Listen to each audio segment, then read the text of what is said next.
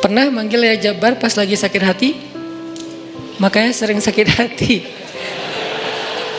Jabbar itu panggilan untuk orang yang lagi sakit hati, habis dikecewain. Dikecewain oleh apa? Banyak lah, tergantung circle kehidupan kita ya. Ada yang circle-nya lebih ke main, berarti disakitin sama gengnya. Ada yang circle-nya lebih ke romantis-romantisan, disakitin oleh mantannya. Ada yang circle hidupnya seputar masalah kerja, disakitin oleh vendornya, oleh partnernya, oleh teman bisnisnya. Soal circle family life kita disakiti oleh keluarga, anak, orang tua, pasangan, dan seterusnya gitu kan. Yang jelas ketika kita merasa disakitin, ketika kita merasa kayak dikecewain, panggillah Allah sebelum kita memanggil netizen. Kan kita suka manggil netizen dulu ya. Posting, update status, story. Terus storynya tuh curhatnya minta respon lagi tuh. Dengan kasih polling lah. Dengan request lah gitu kan. Baiknya gua putusin apa enggak ya, request gitu. Semuanya putusin, terus dia bingung. Gimana ya. Nah, sebelum kita istisyarah kepada netizen, karena netizen itu istisyarah, bukan istifta, bukan istikharah.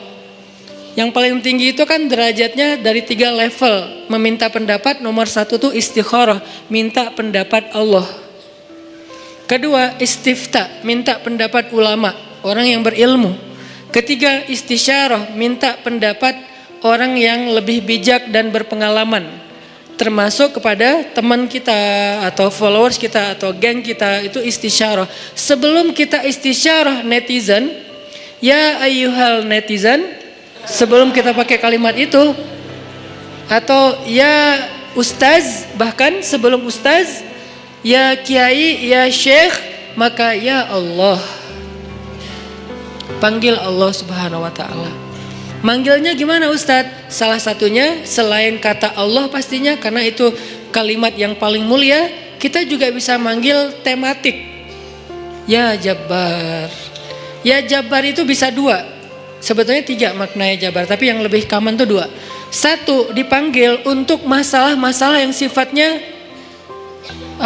bukan hanya besar, tapi kayak kekuatan.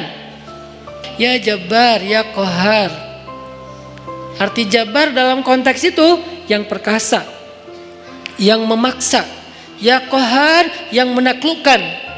Sehingga dipakailah kalimat Jabbar, Qahar, Aziz, kan kata-kata yang nama-nama yang perkasa gitu, untuk doa-doa yang sifatnya biasanya dipakainya dalam kondisi terzolimi. Ini doa-doa orang yang terzolimi. Kayaknya nggak perlu dihafal juga sih. Bukan nggak perlu dihafal, nggak perlu dipakai. Kenapa? Berharap kita tidak mendoakan orang yang zolim, kecuali yang dizolimi dalam urusan agama. Kalau dizolimi urusan pribadi sih, mending jangan mendoakan orang yang menzolimi. Kenapa? Rugi. Mending doain diri sendiri. Ketika kita punya kesempatan doa kita diijabah, jangan kasih doa itu untuk orang lain, rugi. Walaupun bentuknya mendoakan atas keburukan, tetap rugi. Mending kita pakai buat doain diri kita sendiri. Ya Allah, saya lagi dizolimin, mudah-mudahan. Nah gitu kan, berarti kan kita dapat kebaikan. Ya Jabbar, itu panggilan orang yang sedang sakit hati. Jadi 1 artinya untuk orang yang lagi dizolimi, 1 lagi untuk orang yang lagi hatinya kayak sedih, kayak disakitin. Gak sebesar zolim sih, cuman ya lumayan lah, bikin gak bisa tidur, bikin tumbuh jerawat gara-gara itu gitu kan ya, karena stres. Jadi intinya adalah panggil Allah kalau kita lagi sakit hati dan dikecewain. Ya Allah, ya Jabbar. Salah satu doa minta disembuhkan kecewa dan sakit hati di dalam sholat adalah Rabbighfirli warhamni wajburni. Kalimat wajburni. Selama ini kita baca enggak? Kan? Tahu artinya? Hampir. Apa arti wajburni? Bukan paksa aku dong Allah, enggak. Padahal arti Jabbar juga yang memaksa kepada kehendaknya. Tapi kalimat wajburni, makna Jabbar di sini makna yang ketiga di antara 3 makna Jabbar, yaitu yang mengobati sakit hati. Jadi ketika kita berdoa Rabbighfirli, warhamni, wajburni, warfa'ni, warzuqni, wahdini, wa'afini. Banyak banget ya. Luar biasa kita ya. Wajburni itu artinya kalau kita terjemahin, sembuhkanlah sakit hati saya.